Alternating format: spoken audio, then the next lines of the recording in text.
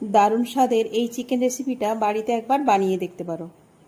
প্রথমে কড়ার মধ্যে পরিমাণ মতো সাদা তেল দিয়ে তেলটা হালকা গরম হলে কয়েকটা লবঙ্গ, গোলমরিচ, দারচিনি, কালারের জন্য সামান্য হলুদ গুঁড়ো দিয়ে চিকেনটা তুলে দিলাম।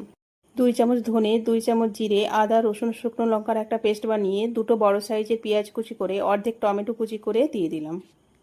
টেস্ট অনুযায়ী লবণ, পরিমাণ মতো হলুদ গুঁড়ো দিয়ে ঢাকনা দিয়ে মিডিয়াম হিটে রাখবো।